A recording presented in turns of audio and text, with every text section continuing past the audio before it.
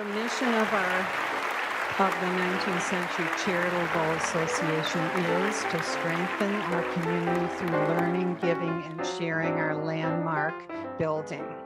Welcome to today's program. I'm Marie Cruz, co-chair of the Art Committee. And now I'm talking about architecture, though, which is part of art to me. Many of you have driven to downtown Chicago on the Eisenhower Expressway and have passed under what, I hope I remembered it right, was called the White Elephant.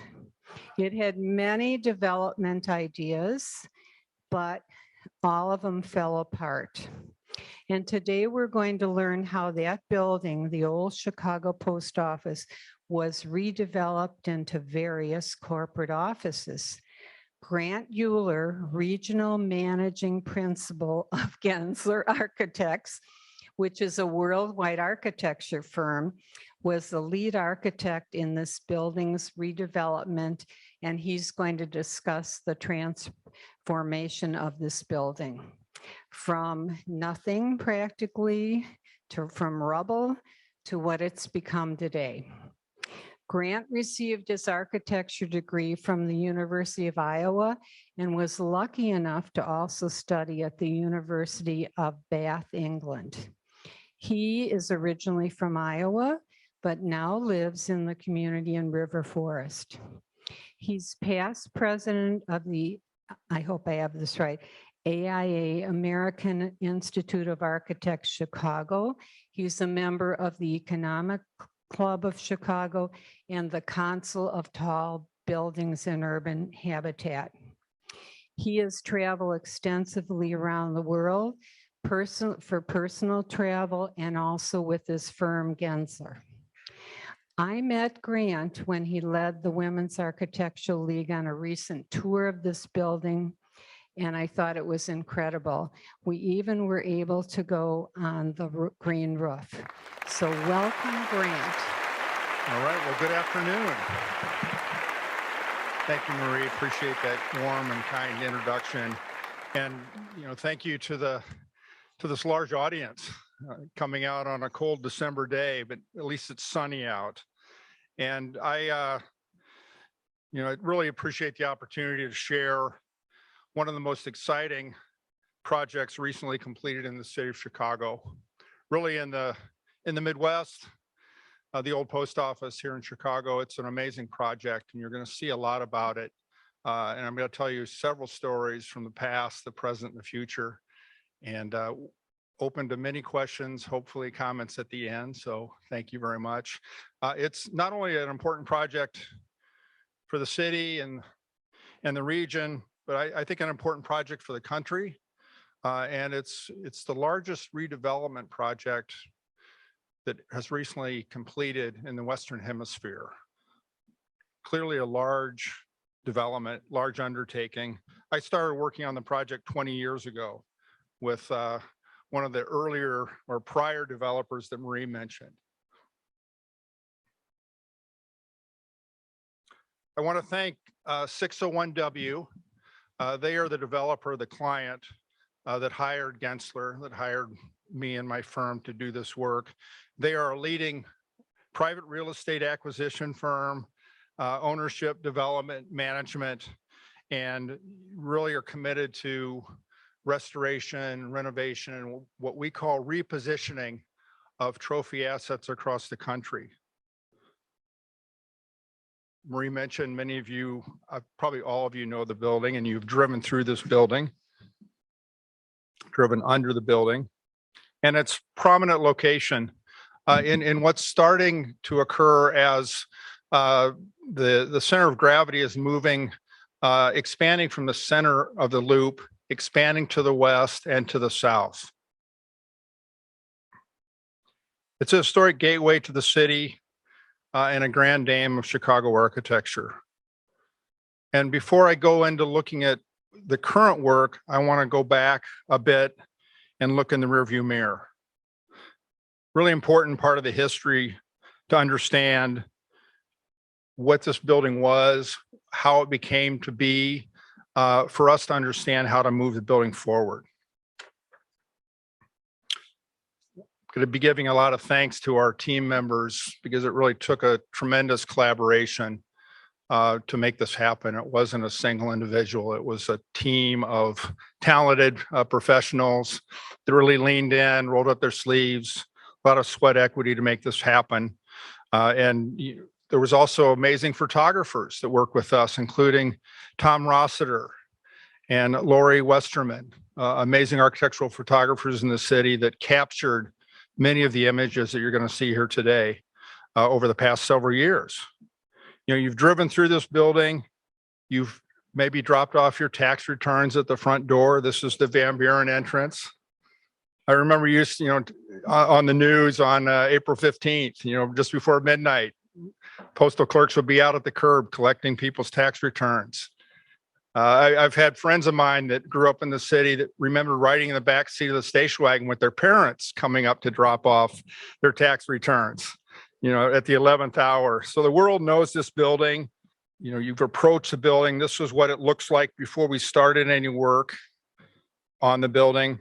But it really is prominent. It becomes a gateway for the city as you come in on the Eisenhower Expressway onto Congress, now the Ida B. Wells Expressway, really into the city.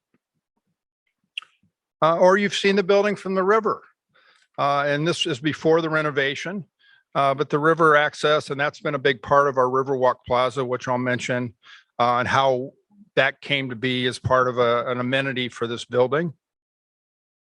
And this is the Joker, from the Dark Knight movie. It was an amazing movie set, and it sat idle for about 20 years when the Postal Service moved to their new building directly to the south. And so many different developers tried to find ways to adaptively reuse this 2.5 million square foot building. It's tremendously large. And so it became a great movie set. This is the lobby, and you'll see pictures of the lobby now that has been restored back to its fame, and it's just really elegant design. It also was in the Transformers, and you sort of see the Transformers, the Revenge of the Moon, had a leading role as headquarters for a group called Nest. You see the landing port on the roof. There is not a landing port on the roof today, but there's an amazing meadow, a 4-acre roof garden that you're going to see photos of in a second. And it's also became famous because it's included in SimCity. This was a few years ago, but it was a computer game that kids and adults build cities, and the post office was a feature. And so there's just amazing connectivity across generations. Everyone has a story about this building. And what I want to start with now is to look back and a little bit of what we call the old Post Office 101. Placed on the National Register of Historic Places in 2001, so 20 years ago, the old post office, or OPO as we call it, is a one-of-a-kind building. Historic context for Chicago, both locally and nationally significant for its historic core in mail delivery. The mail facility in Chicago, it made possible efficient, comprehensive postal service for the city and its larger metropolitan area. Spans 2 city blocks. You see, even before the expressway was built here in this photograph, you see the large openings at the bottom of the right or west facade, planned for an expressway in the future. Adjacent to rail, really became a nexus of transport for mail service in and out of this city, as the city was on an amazing growth population at that time. And I'll talk a little about the years, because this building was built over a number of years and across multiple decades. Also, rail was a big distribution way of bringing mail into the city and distributing outgoing mail out of the city. And so having this building located near rail transport was really important in communications at the time, way before email, way before text, mail and postcards in and out of the building, in and out of the city. Vast quantity of personal and business letters. advertising, materials, Sears Roebuck, Montgomery Wards, Spiegel catalogs. Those all were happening at the time in the 30s, which really was driving the Postal Service to have a large building to accommodate all of that mail order catalog distribution.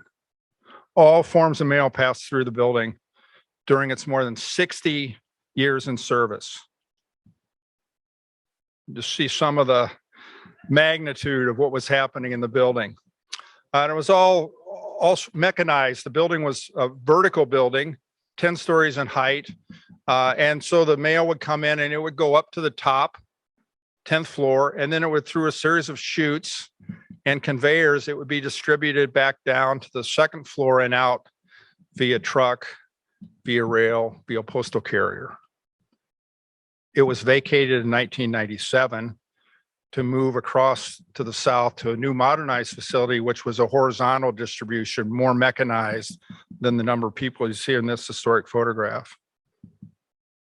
And so it became a magnificent, icon's journey into, unfortunately, to decay and to, really opportunities to repurpose into various mixed use scenarios.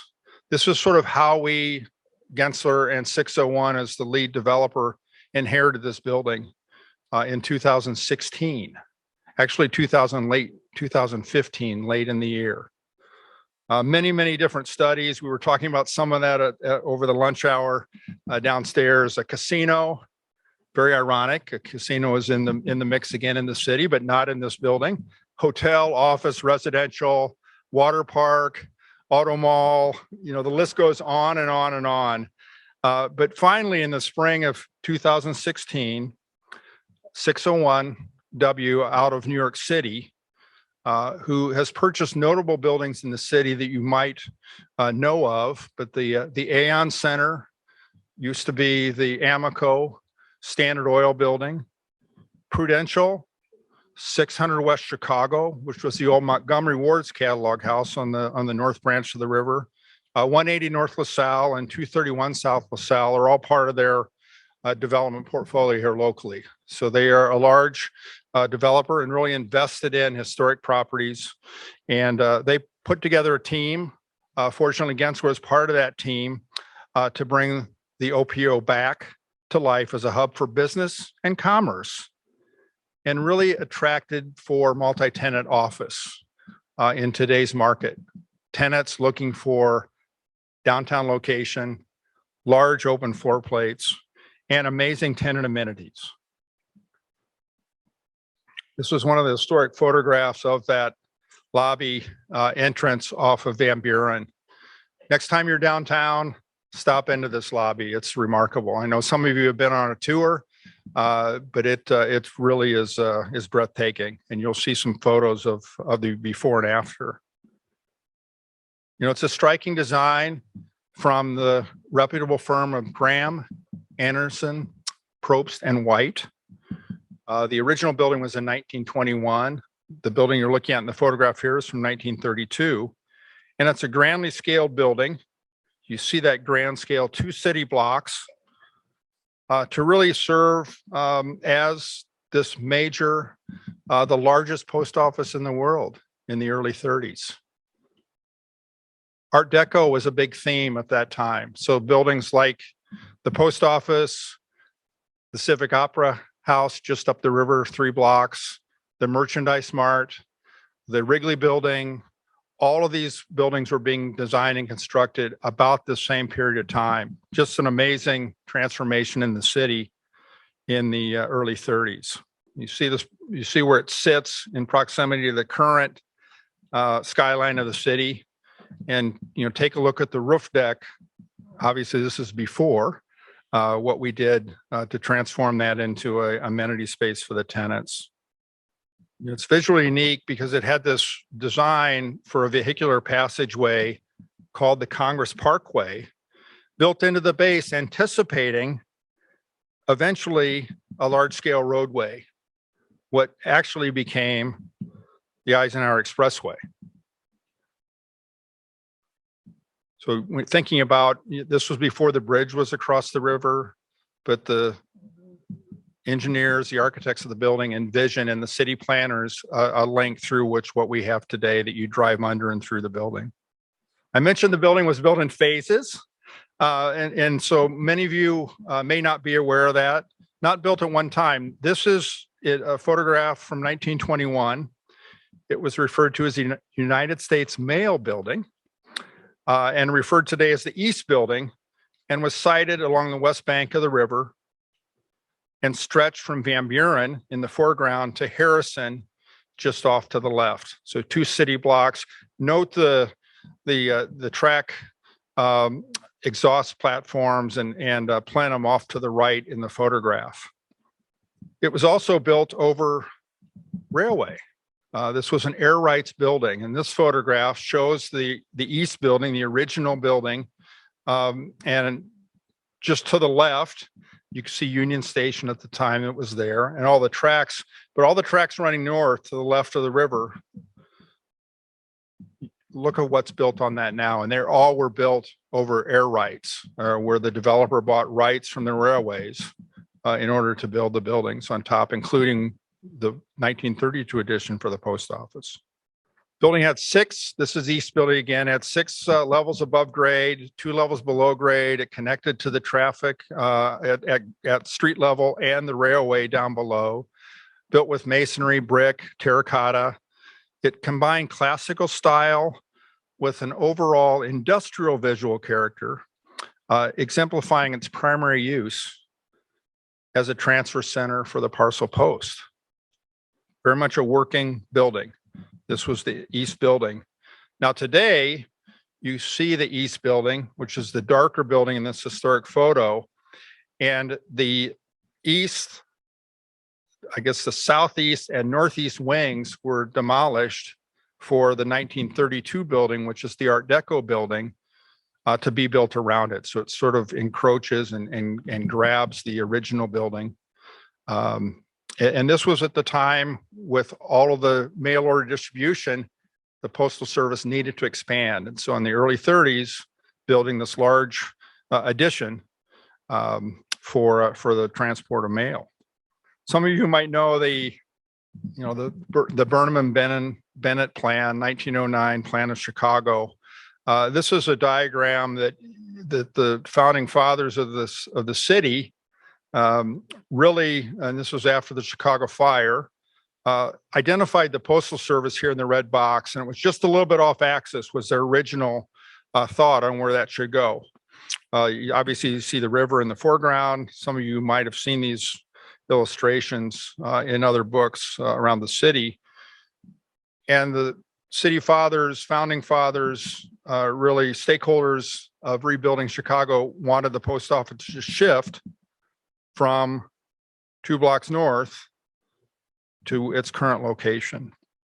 And that's where it lays out today. So you see the yacht harbor, obviously between the red box of the post office across the river down Congress Expressway, Buckingham Fountain and Grant Park.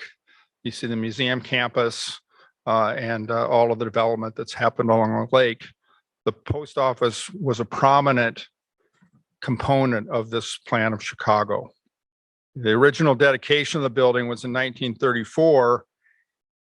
And when it started construction, the cornerstone was laid in May of 1932. And at the time, U.S. Postmaster General Walter Brown laid the cornerstone for what was touted as the largest post office in the world. Construction proceeded very quickly with the building's dedication 2 years later in 1934 for cost ranging between $16 and $22 million. Now, that was a lot of money back in the early 30s, just coming out of the Depression a few years before. 601W, the current development team, has invested $800 million into the project. $800 million. So some of the fanfare of that dedication of the building. Again, look to the image on the left is the Grand Lobby. President Roosevelt on the right speaking and dedicating. The building is a steel frame, structure. It's 800 feet long from Van Buren in the foreground of the photograph to Harrison at the top of the photograph. It's 345 feet in width, and it equates to 4 football fields. So it's a big floor plate. It's 250,000 square foot on a single floor. And then for reference for other historic buildings, the Merchandise Mart fits inside the post office. So you can see the outline of the Merchandise Mart here, just the floor plate. And the Santa Fe building, which is just across the street from the Art Institute, and the Carson Perry Scott building on State Street, where I happen to have our offices, easily fit inside this building. So it's a very, very large building. And that's what tenants are looking for, large floor plates for office users and amenities. This is a vertical section. It stands at 190 feet high with the corner pylons climbing to 230 feet. And it translates into 12 floors in the north section. So there's a north building off to the left, and that was originally built to accommodate federal offices. Most major cities in the US, the Central Post Office accommodated all of the federal offices. And that was the same here for the Chicago Post Office. The building to the right of the image is what's the South Building, 1932 edition. And that was housed all of the mail sorting equipment, distribution, mail handling. So very much an industrial work building. Occasionally there were fires in the building. And because the building sits over 13 active rail lines, the diesel exhaust from the locomotives down below would exhaust themselves up through chimneys. There are 7 chimneys in the building. And so over time, those chimneys built up with creosote and they would occasionally catch fire. What we've done working with our consulting engineers and the contractors is we've put brand new fan systems, new liners in the flues, new scrubbers. And so the fire opportunity is all but mitigated. Really a safe way to do that. And that was something that was the first project we did, was to bring the building up to code compliance, make it a safe building for the contractors, for the construction, as well as for the end users. I mentioned before, this is the Van Buren entrance. This is during construction. You see the construction fence and just the upkeep that had not been maintained in the building, as far as maintaining the stone facade, all of the limestone, the tuck pointing, cleaning, et cetera, which was part of the redevelopment. And so as you come in through these doors, you come into this lobby space. And then some of you maybe have been in this building before, but this is an image that looked pretty typical of when we first started on the project. You see off to the right, there's some plywood or broken window panes. Things had not really been maintained in the building. A lot of staining, cracked floor tiles, et cetera. And part of the agreement with the city and the developer was to fully restore back to the grandeur of this 1932 lobby. There's gold mosaic inlaid tiles. They provide visual relief, and they're adorned with a series of bronze inlaid plaques, tell the history of the post office. So this is a compilation of those 6 of many, Pony Express, steamship, airplane, stagecoach, ways that the mail was distributed throughout the US over time. And these are actually air vents. So they're actually relief vents for the air conditioning heating system. And then the gold mosaic tile surrounds. So you can kind of see those off to the left of this photograph. Up top, you see those vents and the brass and bronze medallions. There's an amazing handcrafted cut glass and bronze lanterns. You see those here, the one on the right. This is about the same size as those red phone booths that you see in London. So you really can step inside this, and they're lifted up into place with a catwalk above the ceiling and a series of pulleys and chains that lower down to the floor for servicing. We've updated, we actually sent these to a restoration contractor in St. Louis to restore. and fitted them out with LED lighting. So we can change the colors for different seasonal themes. They use the lobby for event space. That LED lighting allows us to do that. The rest of the old post office, behind that lobby, behind the office space, really is in high contrast to the grand spaces of the common areas. And it's really utilitarian. 1934, it informs the transformation. This is what it looked like. Used for processing and sorting of mail, remained consistent from 1934 until the mid 60s, when it was adapted to accommodate automated distribution and sorting of mail. And slowly over time, that sealed the fate of the building, going to automation. They wanted it to be horizontal versus vertical. Fewer people were needed in the building, et cetera. And so it started at that time, what would be the new use? This was back in the late 60s. This was what it looked like when we first stepped into the building back in 2015. You see the equipment, but you also see the peeling paint. You see the floorboards that are damaged from water. You see just the lack of upkeep and maintenance, just waiting for a new use.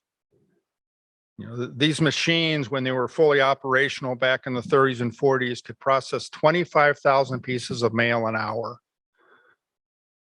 And if you think about how it sorts through different zip codes, different street addresses out to the individual bags for the carriers, it's pretty phenomenal. And it would do it through a series of, take it up to the top floor. That red chute on the left is really a spiral slide or a spiral chute that drops the mail down and it's sorted.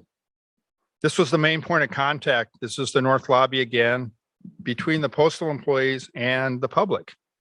It contained a postal savings bank, wholesale retail postage stamp windows, which we've repurposed into security check-in lounge, concierge, which you'll see in just a second. There was a money order windows, letter drops, lockbox, information counter, and elevator lobbies at either end of this grand space. Now on the left, dispatching docks for the trucks to go out throughout the city and distribute mail extended for more than 1,500 feet, took up most of the building's first floor at street level. So we had the lobby, and then we had distribution, loading docks, et cetera. Some interesting statistics of the building. The Postal Savings Bank had just under 200,000 depositors in 1938, with over $93 million on deposit. 33 million worth of postage stamps and postcards were sold annually. It's quite a bit back in 1938, 33 million worth of stamps, postcards. They served about 2,500 transient persons who called this address for their mail. So they would stop in to pick up their mail. There was an information counter that answered over 35,000 calls a day. I'm sorry, a month. It's a lot of calls a day, including in-person inquiries as well. And so it's very different from today's automated world of waiting for 15 or 20 minutes on the phone to speak to somebody or sending emails. So these people would stop in. There were 1,000 feet of receiving platforms, a print shop responsible for over 1 billion labels printed every year. These are mail labels, postage labels. This is the second floor here showing some of that distribution area. And there was a postmaster general and an amazing suite. And part of the renovation was to restore this postmaster general's office back to its original look and feel from the mid 30s. And this has become part of an amenity space within a tenant office. Also, there was an area called the Nixie section, NIXIE, whose mission was to decipher and address all of the mail that couldn't be delivered because you couldn't read the legibility on the envelopes. How times have changed. There was also a beloved dead letter office and dead parcel post branch that was the keeper of undeliverable mail. We found a bag of that when we were doing the renovation, actually, from the 40s. And here's a really kind of a fun Chicago tidbit. You know, the hand processing of mail required a substantial number of managers to prevent theft and to ensure quality control and discipline. So this image, if you look closely, you'll see this long peeling paint, white overhead system of monitoring, and this was referred to as Stewart's Alley, named for James Stewart. He was a 1920s Chicago postal inspector who invented the system, and it was set up to narrow enclosed ceiling supported runway that ran through the sorting and processing floor, wide enough for only one person to go inside this. Go to the next slide here. You'll see a section of that on the left here. And really was a place for an inspector to observe workers and workflow activities without being observed themselves. So because there was a lot of money being sent through the mail at the time, a lot of valuables, there were a series of vaults in this building. People would send jewelry, coins, cash through the mail. And as you were sorting it, you didn't want that to be looted from the mail. And so this was something that we're allowed to sort of monitor that.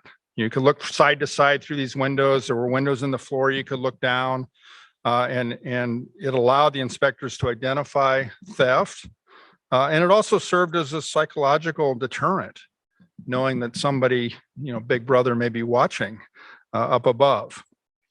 Want to mention here, because there's many examples of this throughout the building, but 601W and Gensler worked closely with the Illinois Historic Preservation Agency and the Chicago City Landmarks to retain a significant portion of Stewart's Alley, of the scales, of the vaults, a series of artifacts, and we blended that in, this large selection of found objects into the new space. We're talking about this downstairs over lunch as well. There used to be a canteen in the post office that could serve 1,600 employees for lunch. Had a staff of 100 people. It operated around the clock, cafeteria, sit-down restaurant service.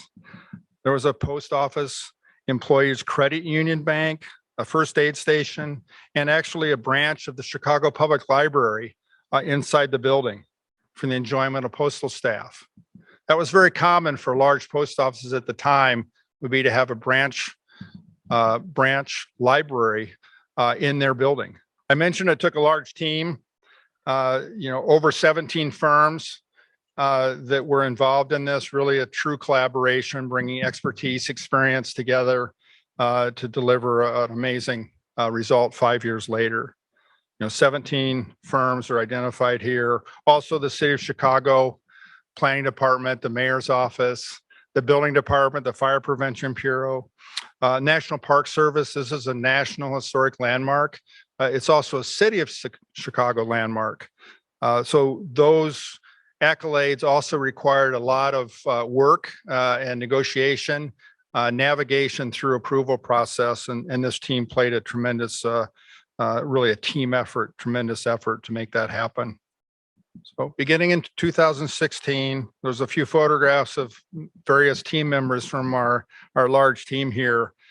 Collective team took a deep dive into corrective measures to address exterior masonry work, repair to the underside of the building. You see the condition of some of the stonework inside and out. Down at track level, had not been maintained, so the space above the train tracks and the track platforms needed to be renovated and restored. We had a series of elevators that were upgraded, brought back into service. New elevators were added. We installed a temporary roof because of the amount of water damage over time in the building, which I'll come back on in just a second. And then we replaced the track fans that I mentioned before from a fire prevention standpoint. We went through a series of phased demolition and abatement projects before any new work started. That happened for over about, I think, 15 to 16 months, just abating demolishing the interiors and getting it ready for the new work. This is kind of the condition of one of the spaces here. Just tremendous water damage, not kept up. And how do you start renovating a building? Just think of this image and then think of some images here in about 10 to 15 minutes of the new look and feel as it is today. These floorboards are amazing because they were so waterlogged that when they expanded, they didn't have anywhere to go. And so they just warped. So these things just like loop up, almost like fettuccine noodles or something. It just was, but you see the condition. This is the east building. You see the brick to the right and the condition of the industrial sash windows, peeling paint. If you look closer, that was actually a lot of algae, growing inside the building because of all the humidity. It almost was like a terrarium. It was really interesting. So just a tremendous thing to have to clean up. And some of you, this goes back a few years, but on the weekends, you might recall seeing a helicopter flying over the building. And what it was doing was on Saturdays, some cases Sundays, this was how, with these white bags, that's how we're removing a lot of the demolition from the building, taking it by helicopter to trucks across the river on an open site. Just pretty amazing. Thinking about the amount of demolition, a lot of the equipment was sorted. We were able to salvage over 9,000 tons of scrap metal. So from a recycle standpoint, concrete was recycled, rebar, all the metal work, and some of these elements were kept in place, part of the landmark designation and kind of a recall of what used to be here. They become featured elements in the tenant space. We're also, the building achieved LEED Silver certification. So from a resilient, sustainable standpoint, the adaptive reuse, I think, is an amazing opportunity versus building new. And so when you can find buildings like this that have such a legacy and history and repurpose them for current and future uses, it really is a sustainable and resilient approach to design. And we're proud to be a part of it. A couple more images of how we cycled through and recycled during demolition, separating the various materials. Here's some of the algae and just the condition of the, we found that ROM for Chicago sign, which we thought was pretty interesting. We found a box of postcards that never been mailed, which we reused some of them in an image here I'll share with you. We found a handgun that was in the building. We had to turn over to the police. So just there were a lot of inhabitants in the building because it was a safe place to live for those that didn't have a home. And so working with the city, various agencies to help transition those individuals as well was part of our team effort. Condition of the outside. So you see the windows, you see the stonework. It's really not been maintained over the years. And somebody said the white elephant. That's a great reference. I like to refer to the building as Sleeping Beauty that's awakened now. So you'll see how she's woken up here in just a second. I want to just a minute, picture an Olympic swimming pool. This is the pool in Beijing. I was talking to some people at the table over lunch. I had an opportunity to live and work in China when the Olympics were in Beijing, the Summer Olympics, and had a chance to experience this Olympic pool. Think of this Olympic pool, over 660,000 gallons. That amount of water was in the post office, spread throughout the building. It would come in at the rooftop, leak through because there was not a roof system in place, and it would drip itself down, water through the stairways, through the chases, in through windows with blowing rain, and it would just sit there. And so it took about 6 months just to dehumidify the building, just to take the water out, to dry out the building. You couldn't start new construction with that amount of moisture. And so it really was something that we hadn't anticipated. We worked closely with McGuire, who was our consulting engineering team for dehumidification fans, and we opened up the building and had to dry it out. as well as take care of any environmental issues that were there. While all this is going on, the development team is also pursuing historic tax credits. That was a big deal for part of the landmark status. Is the benefit to the developer are taking advantage of tax credits, and they're substantial.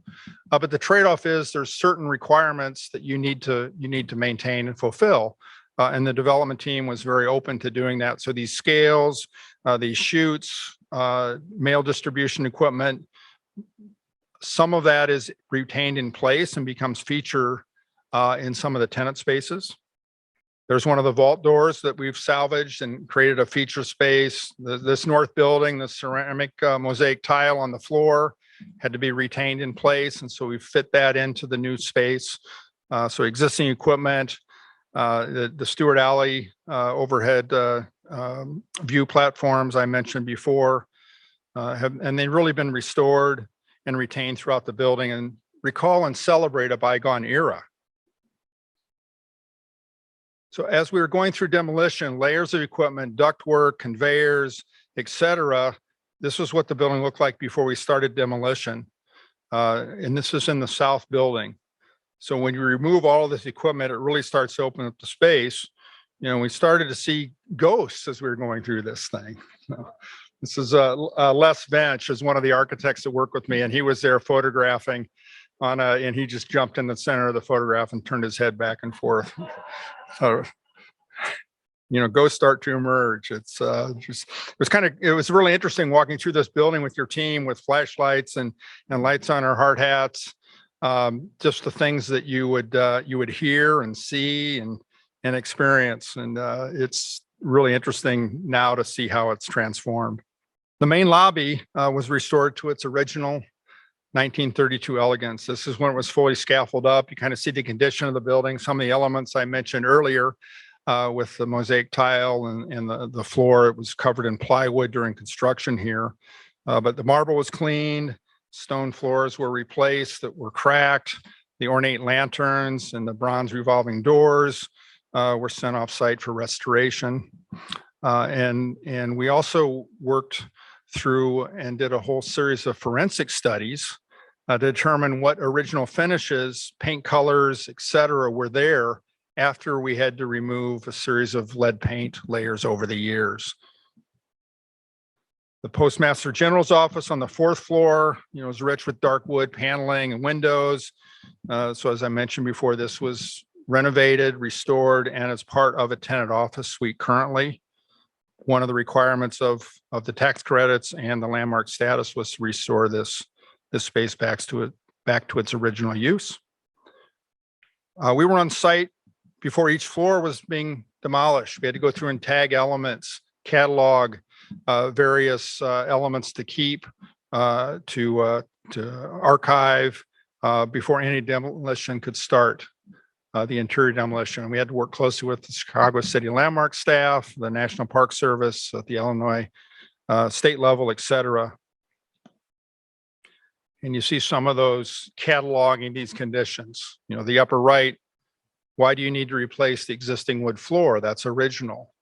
We'd like to keep that in place. So you'd have to negotiate these things. Well, it's environmentally not safe right now, so it needs to be removed and properly taken care of. And then how do we restore it or put something back in place to recall what was there before? The great lime green paint on the left side as well was not original, but has a series of really interesting colors and development over time.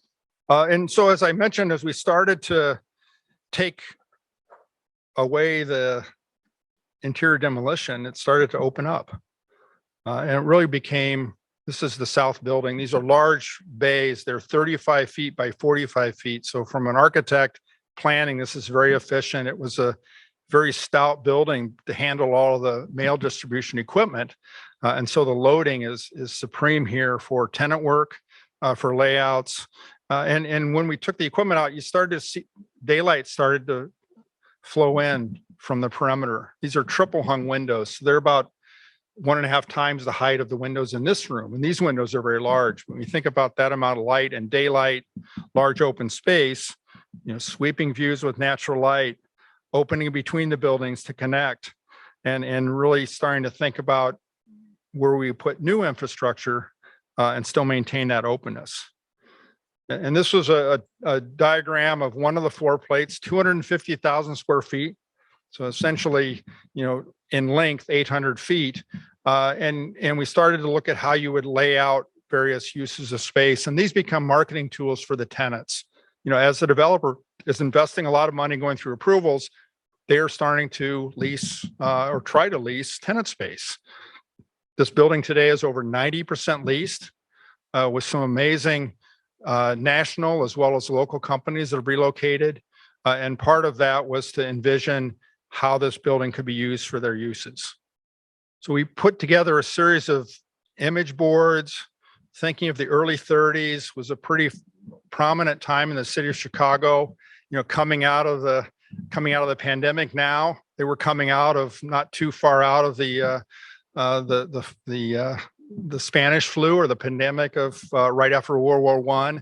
So there's this time of exuberance and opportunity and really looking for a bright future that we think we're in right now.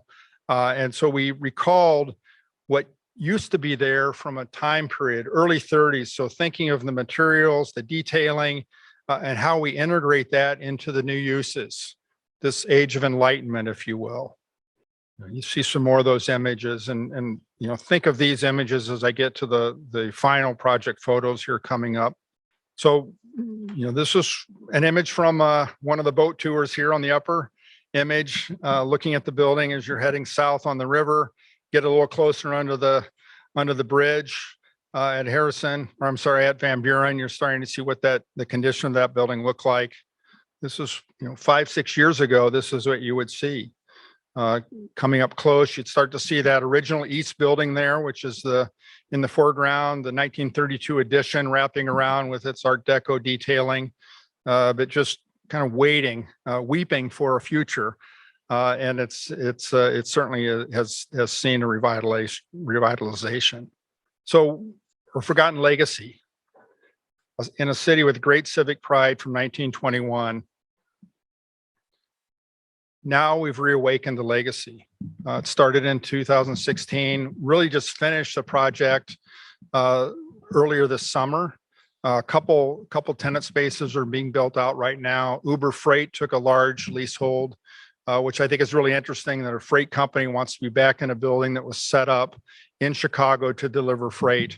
And Walgreens has moved their technology team into the building. So a Chicago-based company. And many, many others, including Ferrara Pan, that used to be here and not too far in Forest Park, has their corporate headquarters located in the building, and many, many others. So the past 5 years have really been, phenomenal. So we went through this inspirational images that I mentioned. We used virtual reality as a marketing tool for tenants, potentially that wanted to move into the building. You can't really walk them through the building when it's full of water and damaged. Sign up here. This is going to be a great space. But we use VR to envision what the building could look like, and that was really a big help. Walgreens was the first tenant that signed on as really a testimony to the opportunity, and many others followed. So this was developed 5 years ago. The Chicago Post Office will return to its former glory, living up to its landmark status in a new era. The experience will be bold, dynamic, spirited, and thoughtful. Chicagoans and visitors alike will proudly welcome the Chicago Post Office as their new post to work with passion, live well, and celebrate often. And so these are some images of the building today. So the exterior, this was taken from the Riverside Plaza.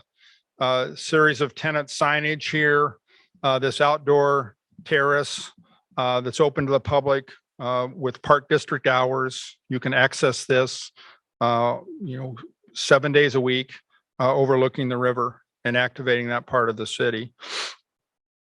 This is that grand entrance, the tax return drop off. And so we've added planters, we've restored the stone, all new windows, replaced the revolving doors.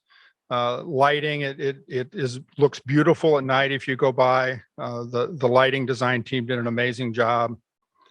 And then coming in, this is the lobby today, a symbol of commerce for the city of Chicago, an amazing legacy. You see the concierge desk to the left. That used to be a place to buy stamps. That's been repositioned through historic renovation. You see the chandelier lights up above. You see the gold tile, the medallions, etc. And the marble's been cleaned, windows replaced, etc. And just some of the detailing, the clock, the plaques, the directories. The upper left is an image before and how it's been restored to look like it did in 1932. Here's some close-ups of that. You start to see just this elegance, this spirit of enlightenment of the 30s that has been, almost 100 years later has come back into this building.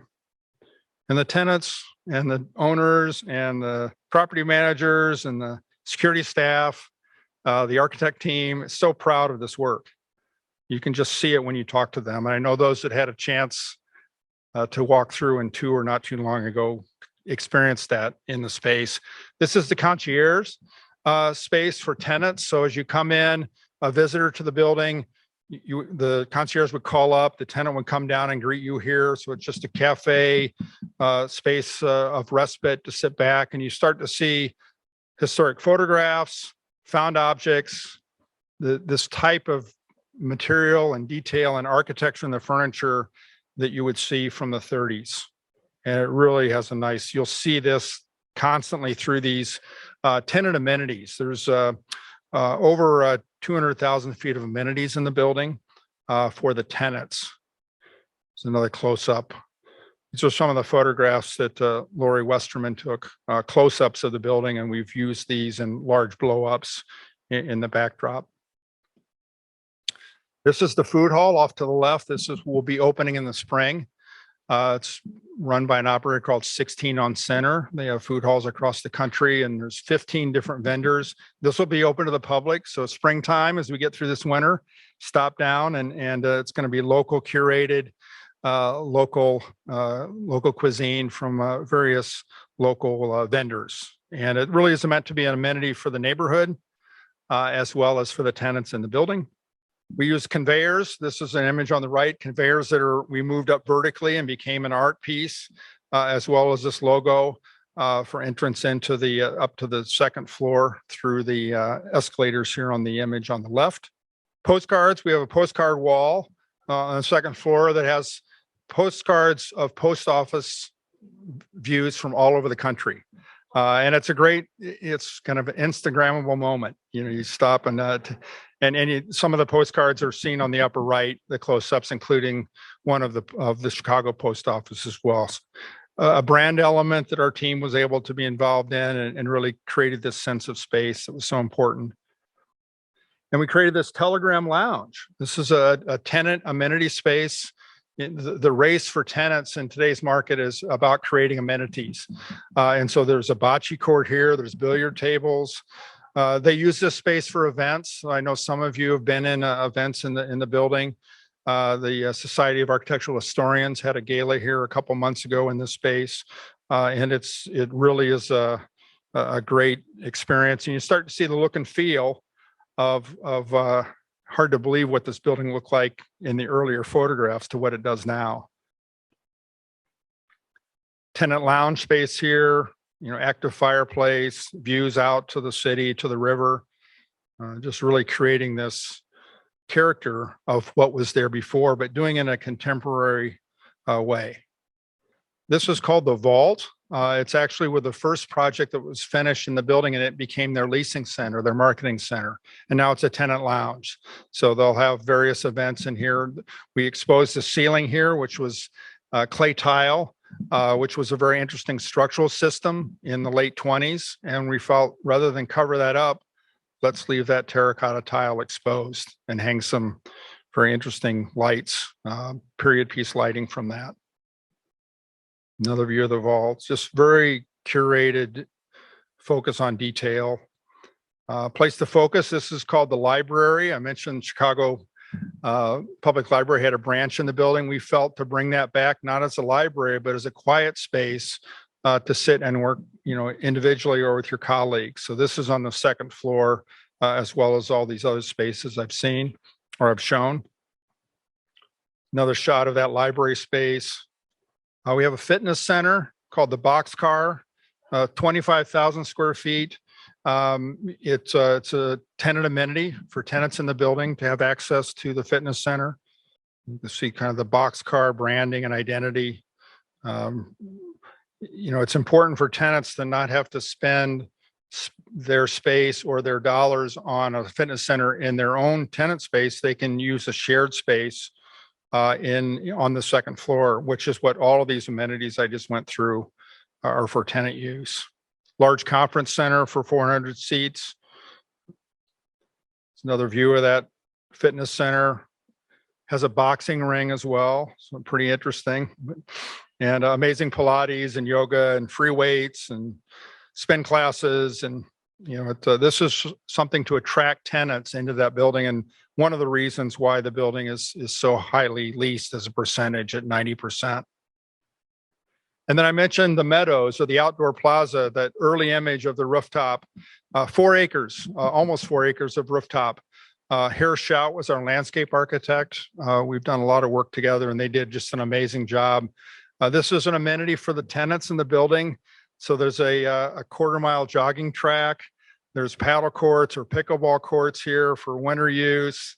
A basketball court. They've held music concerts up here and various events.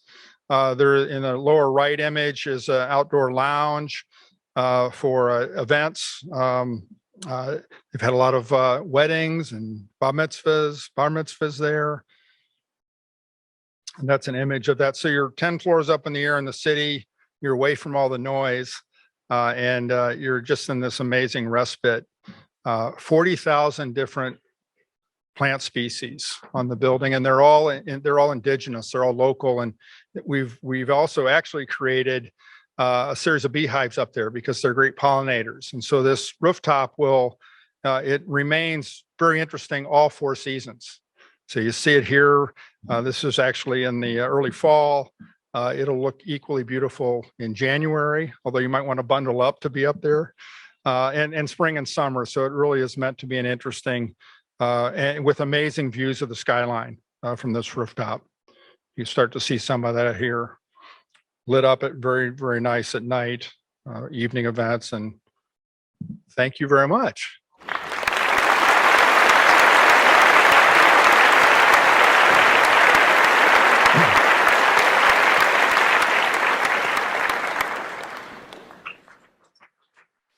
Thank you very much, Grant. I'm sure a lot of you would like to go see the building. I was so lucky to go see it with a group of about 40 people.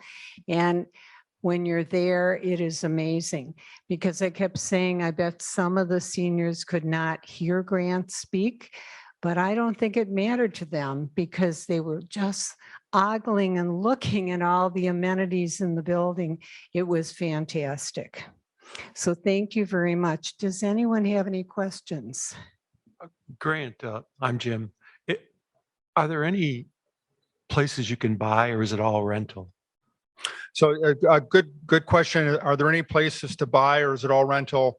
The current program for this developer is all office space. So there's no residential, there's no hotel. We looked at a mixed use program in the past, but currently it's all tenant office space. Great. So there's no people living in apartments? Or... No rental apartments, no condos. Got it. So the tenants lease office space for 5 years, 10 years, 15 years for their office space.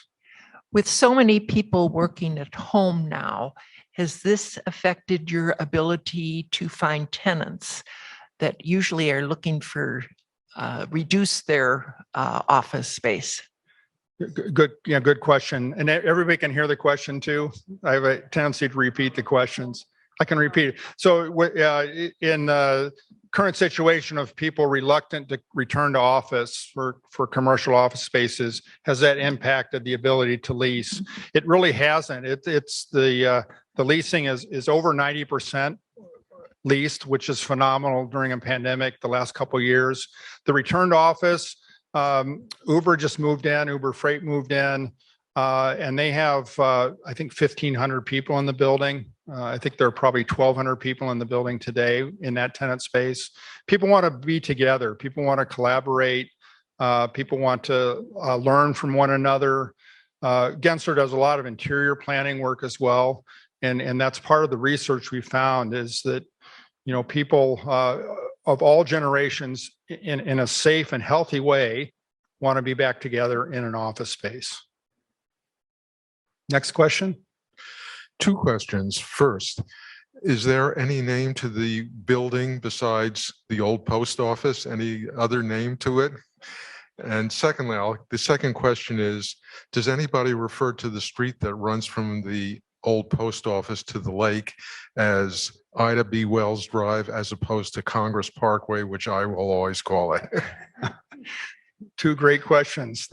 We spent probably, first question was on the name of the building, the old post office. And we brainstormed with the owners, the developers, the leasing team for almost a month.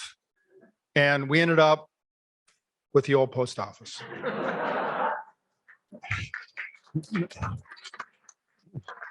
So the second question, it from the exchange, the Spaghetti Bowl exchange by UIC, they're coming east. It is now referred to as the Ida B. Wells Expressway. Congress Parkway. It's you're right. It's and then some people refer to it as the Eisenhower Expressway, which actually stops at the Kennedys. Aside from the lobby, are there other spaces that tourists could go and investigate? Is any of it, or are there specific times when tours are available? Yeah, so there are often tours. What's open to the public would be the grand lobby space that you can go into anytime while the building's open. The food hall that will open in the spring. So you saw some photographs of that. And then the Riverside Plaza to the east side along the river. There's also a west side plaza that is always open to the public. Others will be by tour or invitation from tenants. So tenants may invite you as a visitor to their space. Okay, my question is, if you want to go see those things, where do you enter? So you would enter on Van Buren, right just to the west of the river there. Going in, where do you enter the building? You would enter the building through Van Buren, just west of the river, into that grand lobby space. This is a question from one of our viewers at home, Jill Diskin. Thank you, Jill. She said she visited the renovated post office a week ago when she was in the area for Thanksgiving. It's absolutely glorious, but she was disappointed there was no brochure or pamphlet on the history and renovation of this magnificent building. Are there any plans for such? That's a great question. We just talked about that not too long ago with the development team and the property manager, having a brochure that there is online in the absence of a physical brochure to Google the old post office, and you'll see some amazing collateral from the marketing team using to lease the buildings. All right, again, Grant, thank you so much for your great presentation.